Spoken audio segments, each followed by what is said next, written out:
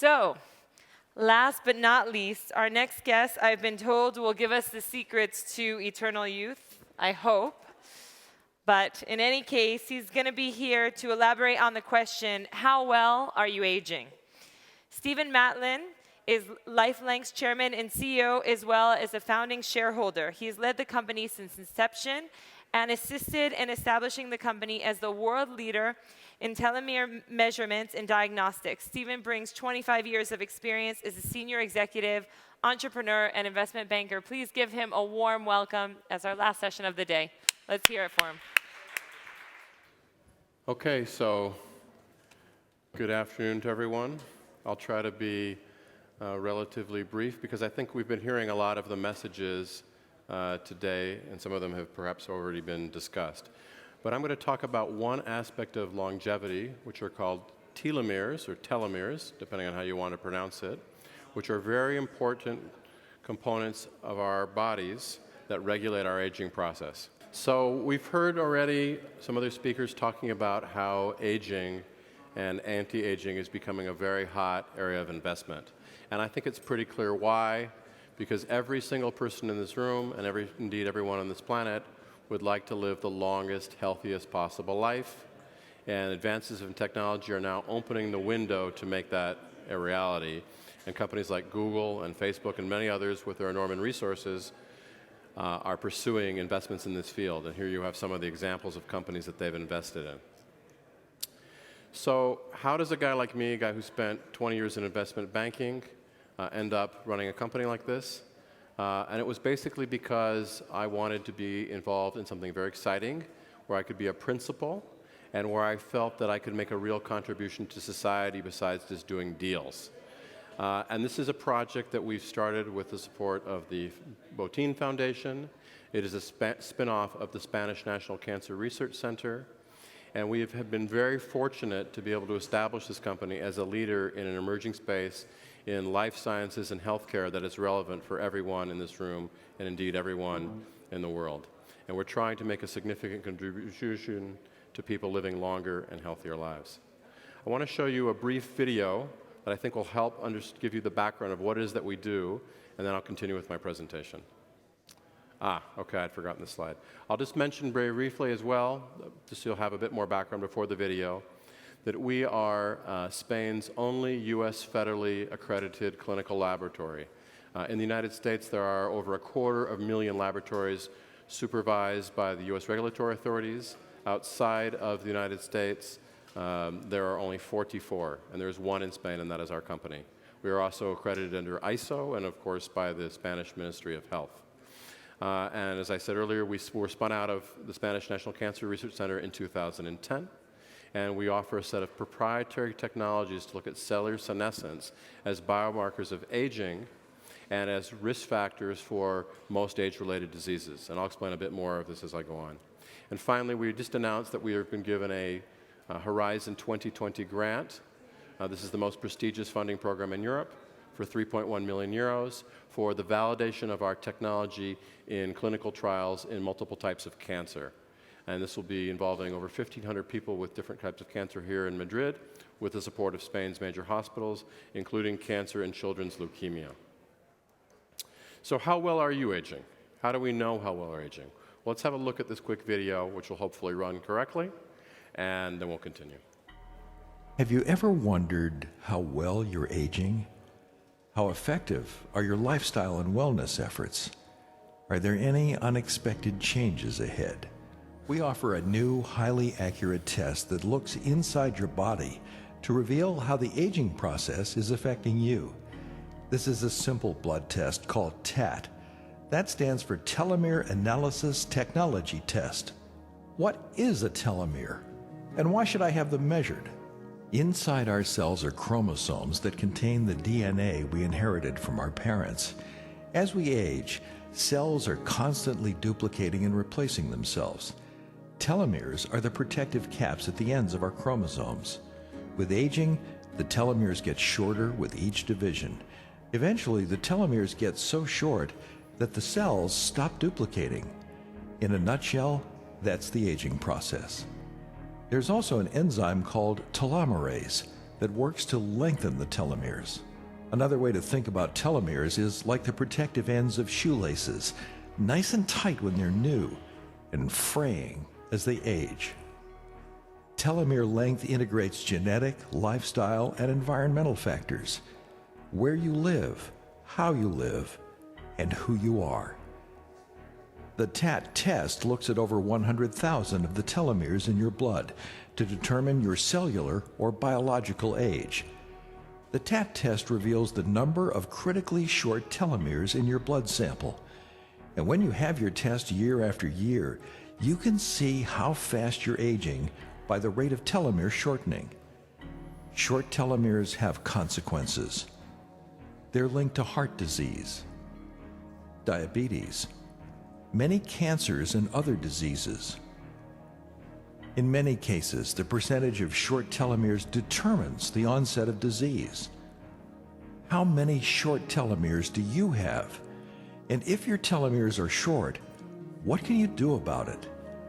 Studies have shown that positive lifestyle changes can slow the rate of telomere decline.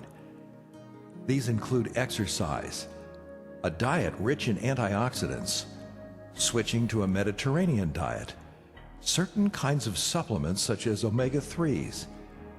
We even have scientific evidence that practices like meditation and mindfulness can directly affect the health of your telomeres. We can monitor your aging process with annual measurements and together set a course for a healthy future. Armed with the information from your TAT test, together we can make certain that aging is not lost youth, but a new stage of opportunity and strength. Ask us to tell you more about telomeres and the Telomere Analysis Technology Test from LifeLength. Okay, so hopefully that's given you a little bit of a sense that our test is very insightful, because it's going to help you to understand is that every one of us is aging with a very different, unique, heterogeneous process. And this is pretty common sense, but until now there hasn't really been a tool that can assess it at a cellular level. If we think about our family and friends, and we think back to when we were young or younger, at 20 everyone is relatively healthy, but as the years go by, 30, 40, 50, in my case 150, we begin to see divergence in health outcomes. And that has a genetic component, but increasingly over time, it's depending on our lifestyle and environmental factors. And so the telomeres, as illustrated here, these caps at the end of the chromosomes, are regulating your cell's ability to continue to divide. And when they become critically short, you're aging. And that is the primary cause of the aging process. And there are more than 20,000 clinical published articles on this field, and there have been 4 Nobel Prizes in this arena alone. So, as we said, telomere length is going to show you how fast you're aging. But for that, of course, you can't just do one test. You have to do another test. If you want to see the slope of a line, you have to have at least 2 points. And then, of course, if you're going to make lifestyle changes, if you're going to try to live healthier, then you're going to need to do this on an annual basis. And that's really the goal of our test, is to work with the patients and physicians so that people can be healthier and they can live longer lives, but also healthier lives, and postpone the onset of major age-related diseases, or at least ameliorate their onset. And this is really what we're talking about, right? I think all of us today here have heard about the potential to live to 150 years, to live to 500 years, and things like this. But really, I think what most of us want is to live with as much health span, as much quality of life as we can. And so if we think that the typical person today in the developed world has a lifespan of around 78, 80, 82 years, depending on the country, what is not reflected often is that the quality of life in those last years is often very poor, where people don't maintain their physical and mental autonomy, either because they develop neurodegenerative diseases, they develop heart diseases, they're taking 20 medicines, and that's what none of us really want, and that's what all of us fear as we get older. And so really what we're trying to do is to contribute to a world of preventive and personalized medicine, which has many other monikers and many names.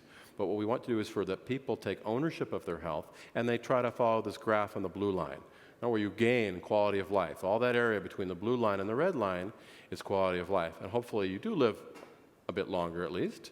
But really what you're gaining is quality of life, the quality of life to maintain your autonomy, to enjoy your grandchildren, to be able to travel, to do all the things that we'd all like to continue to do as we age.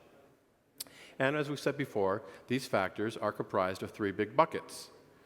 Of course, genetics plays a role, and no one knows the exact number, but I think the most astute scientists, and we have a wonderful scientific advisory board, feel that genetic inheritance only maybe accounts for about a third of longevity and health span. Much more important, and increasingly as we get older, is where do we live and how do we live? Obviously, if you're living in a contaminated city and you're breathing in the fumes from cars, that's not good for you. And even more important than that is what we're doing. If you're living a sedentary lifestyle, if you never do exercise, if you don't even walk, let alone go to the gym, if you are in 2016 and you're still smoking, it's time to wake up. These are things that really impact on the quality of life. And if you make these changes, you will see it in your telomeres. So unlike genetic tests, which can assess risk, but you can't influence yet anything in your genome, telomeres are influenced by changes in lifestyle and environment.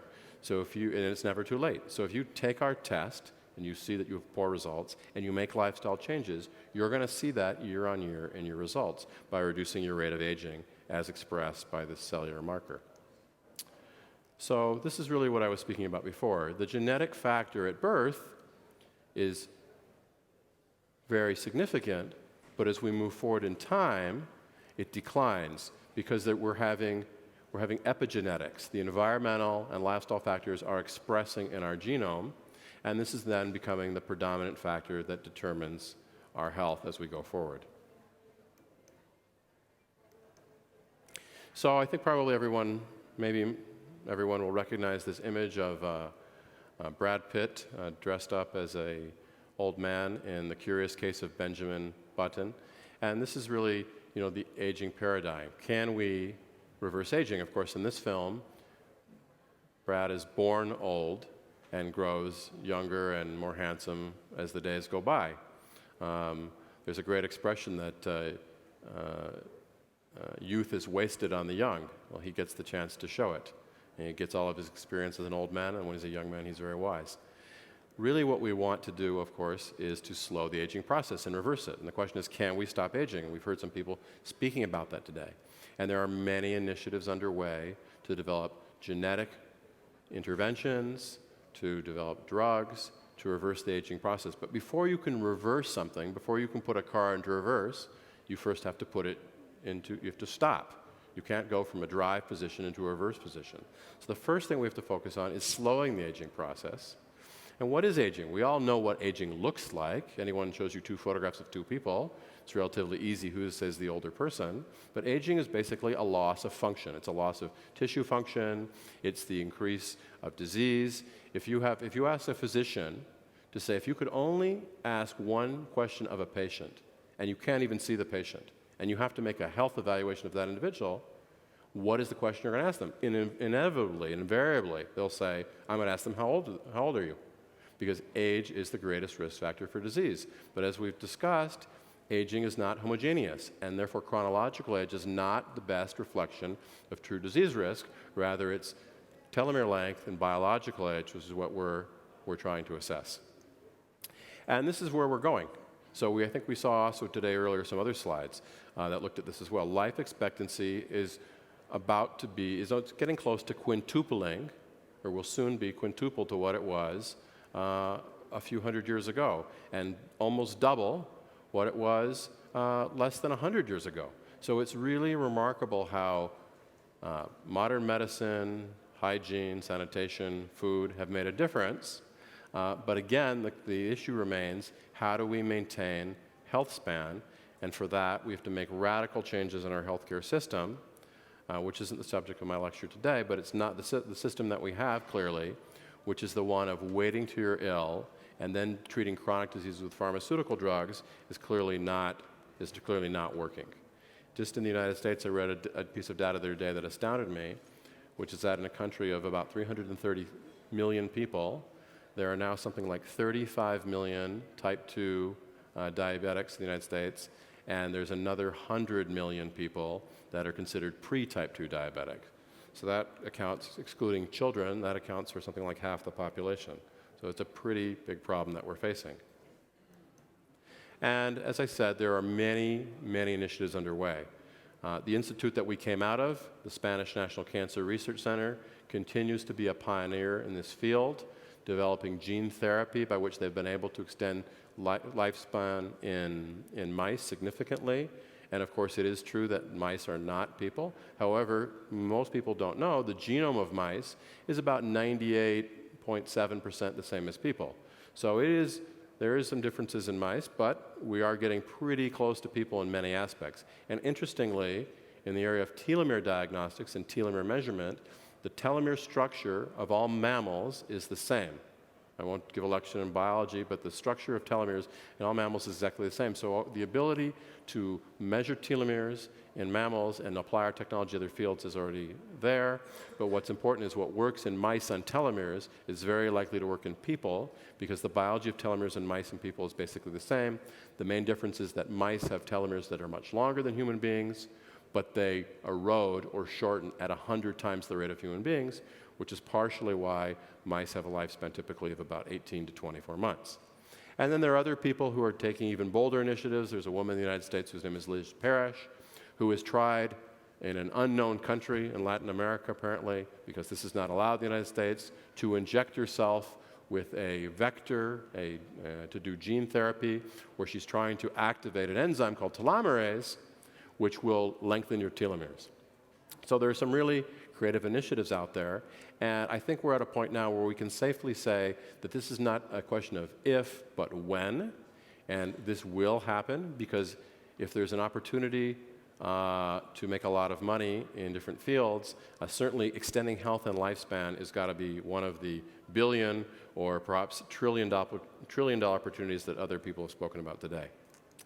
And finally, just to conclude a little bit about our company and encourage you all to do your test, I'll use a quote from another famous Steve Jobs: "Innovation distinguishes between a leader and a follower." And after 6 years of working on this, we are really proud of what we've achieved. This is not an easy project to do. To bring a new diagnostic test to medicine is challenging. There are multiple obstacles to overcome. I have a great team. We're a team of about 25 people. Some of whom are here in the room with me. And they work very hard to make this a successful project.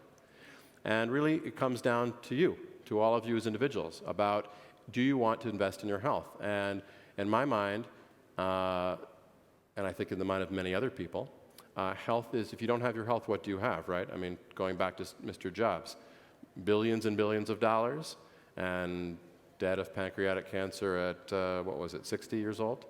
So I think if someone would have said, you can give away all your money and give your health back, he wouldn't have thought twice about doing that.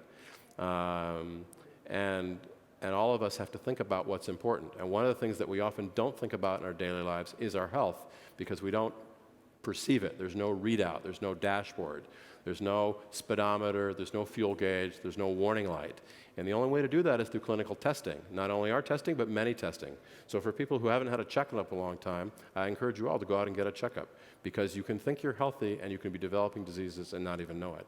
And our test can play a very significant role towards giving you insight to how well you're aging and allowing you to undertake meaningful lifestyle changes that can significantly reduce the risk of developing age-related diseases and give you much better quality of life. So just to conclude, just a bit about the technology. In this picture, you can see the nuclei of cells, and the green dots are your telomeres, the tips on the chromosomes, and we're measuring over 100,000 of these green dots from a blood sample that you provide us to give us your results. And the reason this is so important is that it is the shortest telomere in the cells that determine cellular senescence. Cells will continue to divide as long as you do not have too many short telomeres. And since you have 92 telomeres in the cell, you have to measure the telomeres individually to get anything that's clinically useful. And we are the only company in the world today that has a certified technology, both in Europe and the USA, to do this. And this is a very simple test. It's just a blood test. You don't even have to fast. It's a simple prick and 10 milliliters of blood. And in about a week to 2 weeks, depending on where you live, you will have your report in your hands through your physician. And we are currently providing reports, I believe, in 10 languages. So we can probably cover most of the languages that are spoken in this room today, and we'll be adding more languages as we go forward. And if you're interested in testing with us, you can just simply visit our website or write info@lifelength.com, or come and visit our booth where our team will be very happy to give you more information. So thank you very much for this opportunity, and I hope you have a great rest of the afternoon.